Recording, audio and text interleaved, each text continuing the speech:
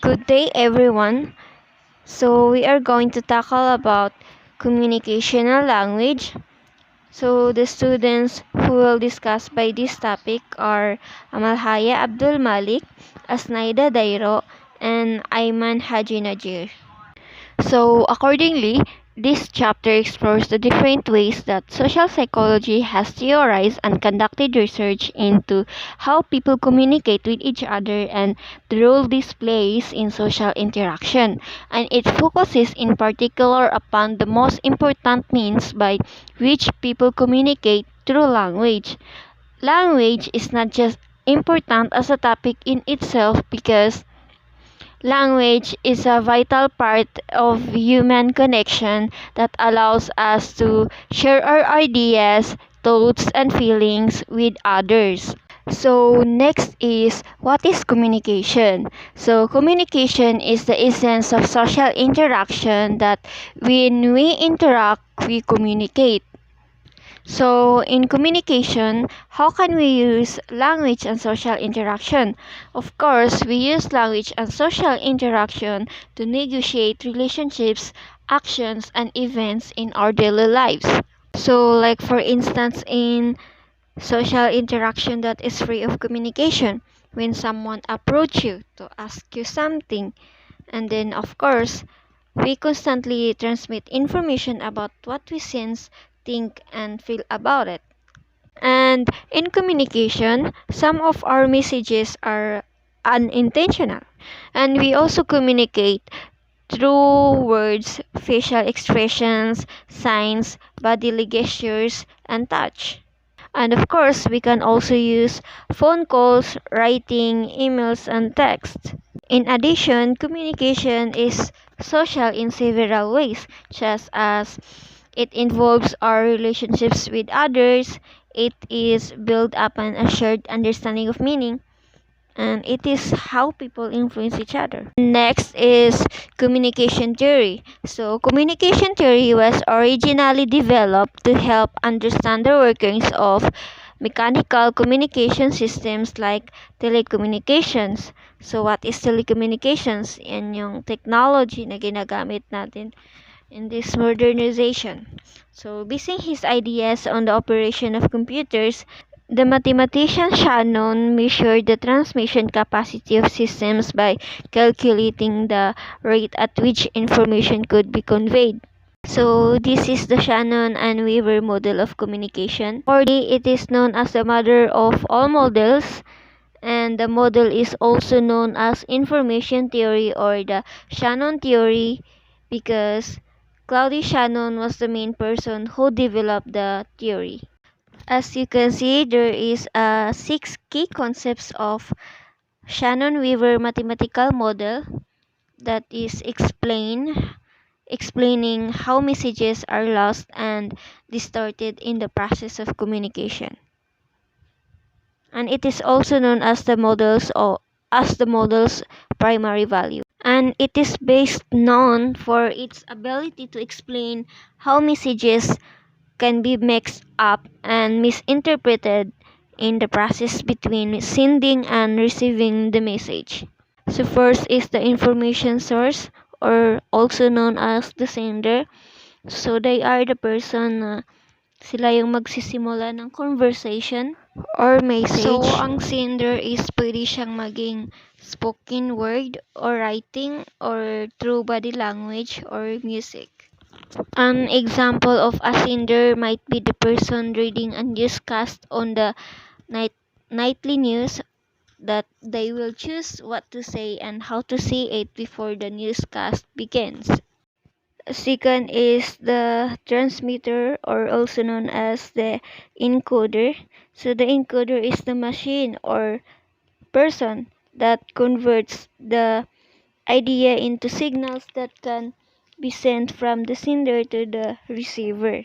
Example is yung radio station which converts voice into waves to be sent via radio to someone. Next is the channel. So the channel is ito yung kumukuha ng information from the sender and transmitter through to the decoder, and receiver. And we sometimes also call this the medium. And like for instance is yung sa Gmail, magsisend ako using the internet ko. So next is the receiver or the decoder.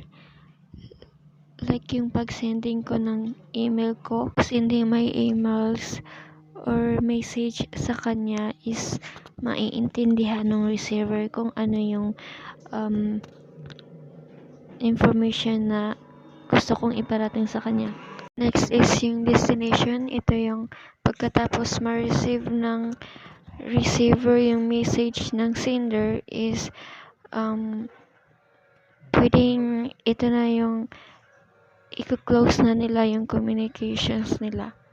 Next is yung noise source naman is ito yung pagitan ng transmitter channel and receiver kung saan dito nagkakaroon ng error. Like for instance, if magsisend ako ng email, pwedeng magkaroon ng failed to connection. Tapos if sa telephone naman is ganun din, like mawala ng signal or yung sa paligid ng receiver is maingay. So, yan yung Shannon waiver model that provides a framework for analyzing on how messages are sent and received. So, next is nonverbal communication. In nonverbal communication, speaking is almost always accompanied by nonverbal communication. Yes, it is true kasi when we communicate sa ibang tao and still gumagamit pa rin tayo ng nonverbal communication like yung pag-smile, pagtawa at iba pa. And kahit hindi natin nakikita yung tao, still nakakagamit pa rin tayo ng nonverbal communication. And usually, nonverbal cues complement and reinforce the message being conveyed verbally and are an important aid to effective communication.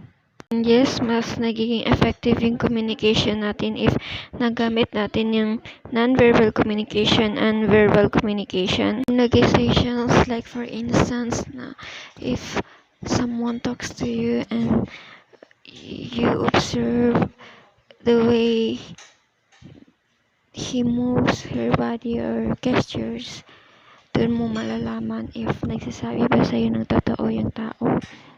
And even when people control what they say, the way they speak pa lang, malalaman mo na doon if yung tao is genuine and through the sound ng pananalita niya is mahahalata mo na doon.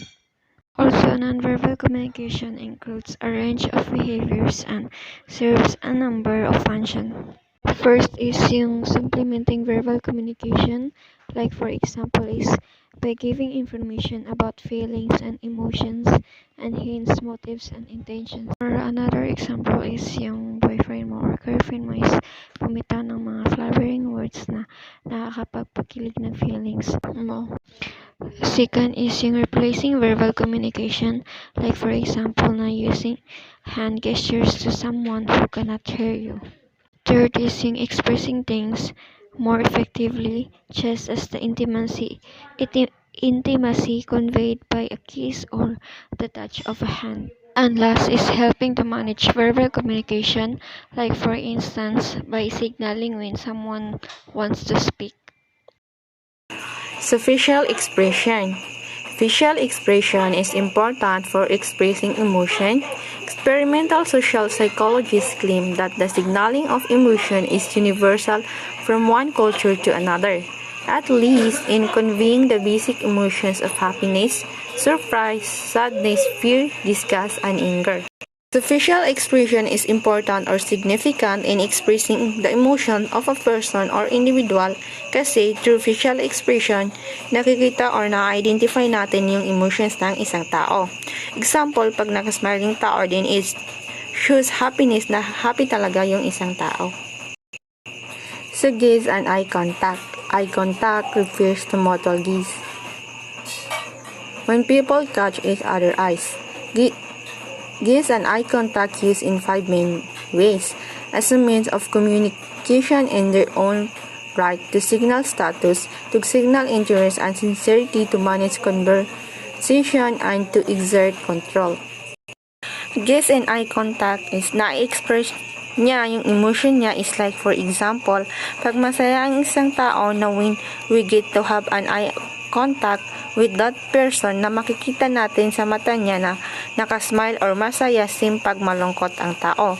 Makikita talaga sa mata ng isang tao na malungkot siya, or through eye contact din nababasa natin yung iniisip ng tao.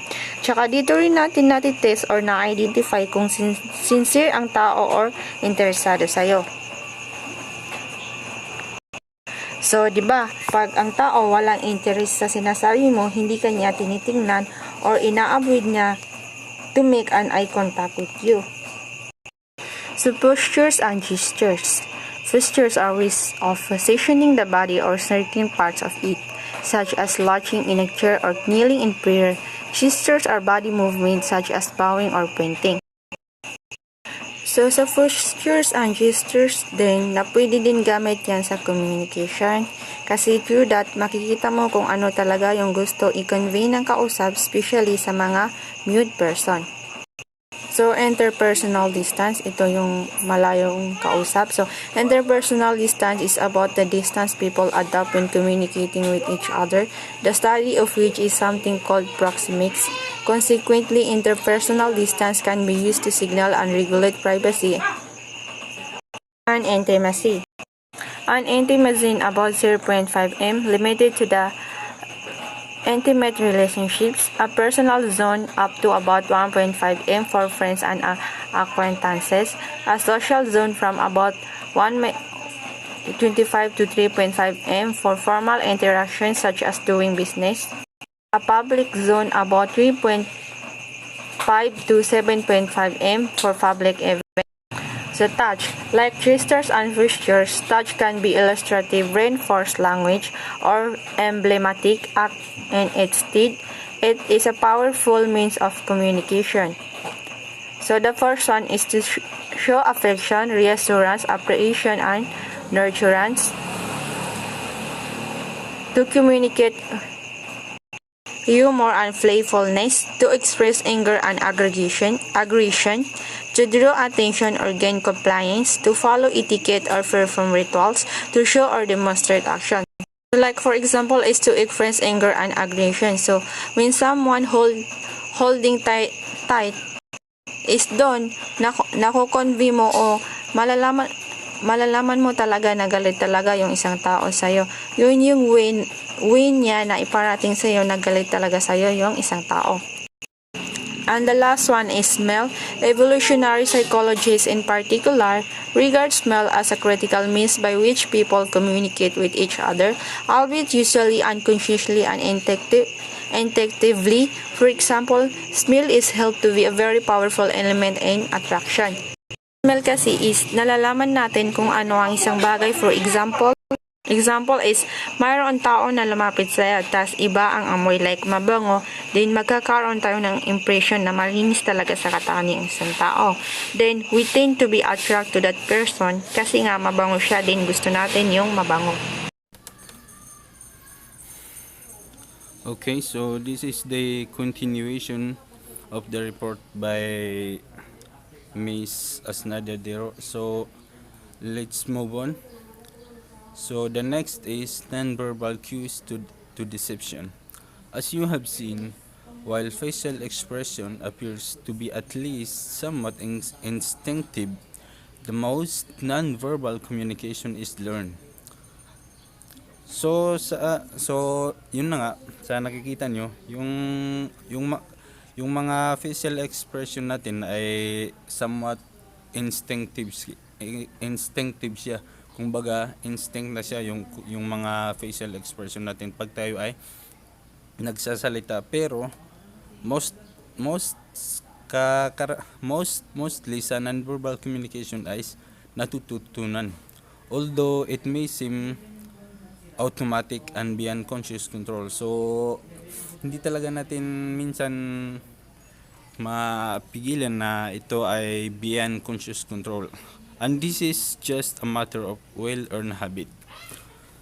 So, this phenomenon of nonverbal clues giving the light to what a person says is called leakage. So, ito yung kumbaga tinatawag nilang leakage o di kaya kusan na lang lumalabas na mga expression sa ating yung mga nonverbal communication.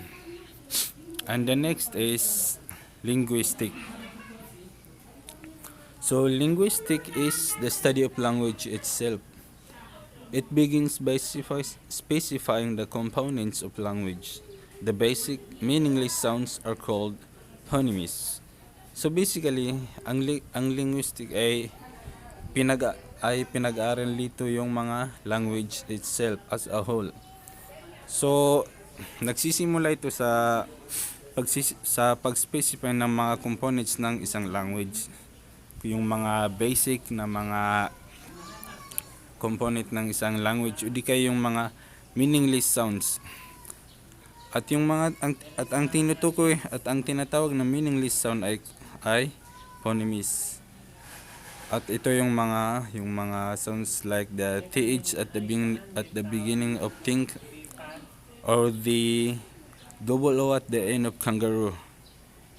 The phonetic qualities of language are to do with its sound. So, para daw makuha yung qualities ng isang phonetic language, ay kailangan gawin ito na naangkop sa iyang tono. Okay, so the next is Psycholinguistics. Psycholinguistics is the study of the interrelationships between language and thought. So, sa psycholinguistic, pinag-aaralan dito yung interrelationship sa pagitan ng language at saka yung pag-iisip natin. So, isa sa naunang earliest o di kaya sa pinakaunang best known theories ay galing kay Vygotsky noong 1962. At siyang nag-claim na ang language are the main medium in which people think. So sa pamagitan daw ng language, dito nakapag-isip yung tao. Paralanguage and speech style. Language does not just communicate by what is said, but also how it is said. So basically, ang language daw ay hindi lang ito kung ano yung sinabi, kundi kung paano ito sinabi. So paralanguage refers to the non-linguistic elements of speech. Things like ums and grunts and sighs, speed, tone, and pitch of voice, and so on. These are important aspects of how a message is imparted.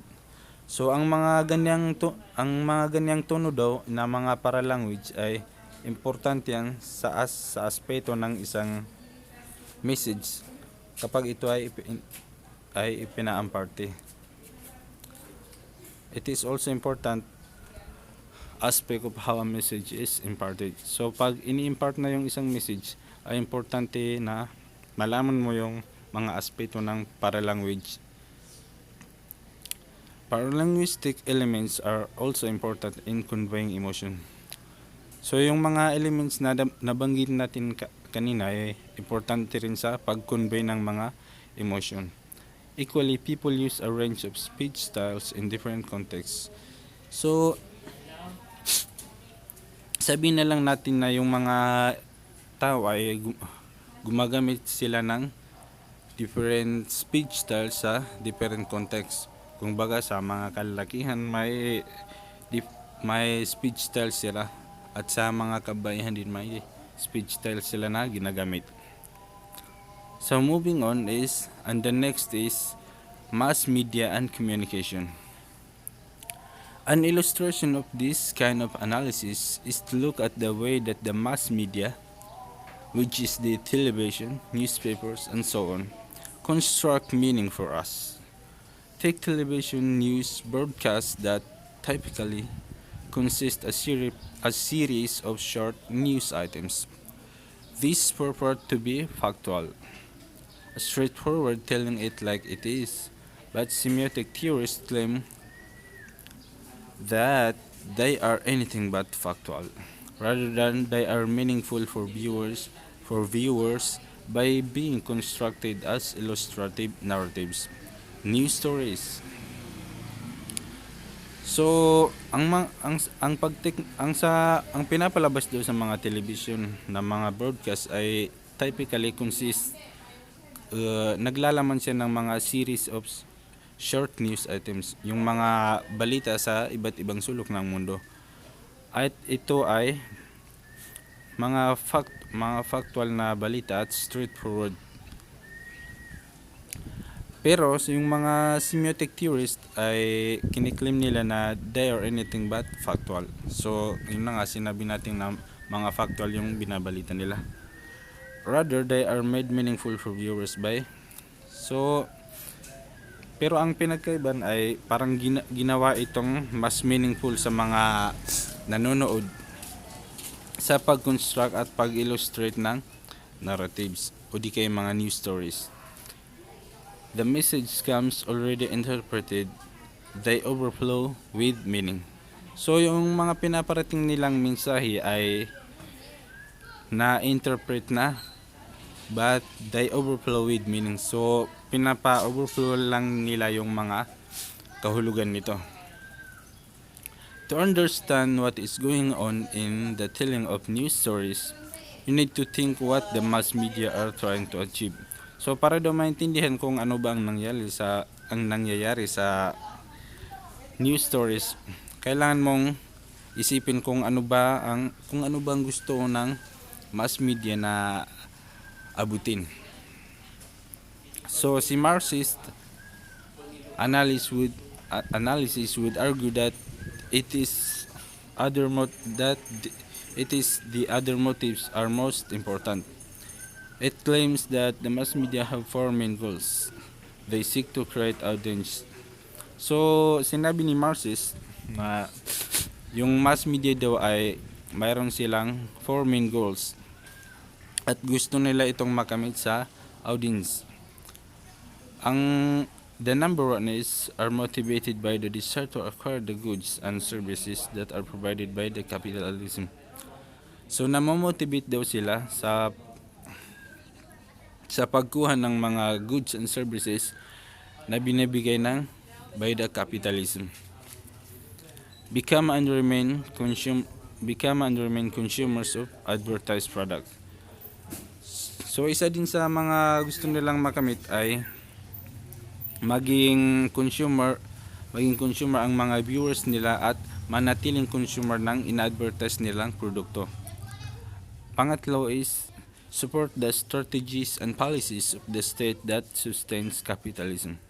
So para masuportahan yung mga strategies and policies ng isang state para masustain yung capitalism.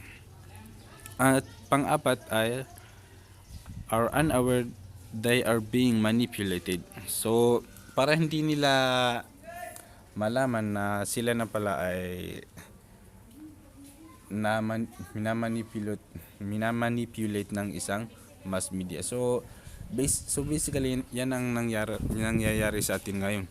Kung ano lang pinapalabas ng mass media ay yun lang yung ating pinapaniwalaan. So although some people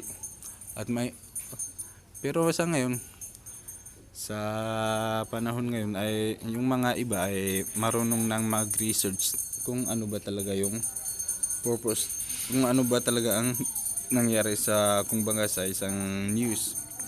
Kasi may mga internet na ngayon, may Google kung saan nakakuha ka ng iba't ibang information. And that's all. Thank you for listening.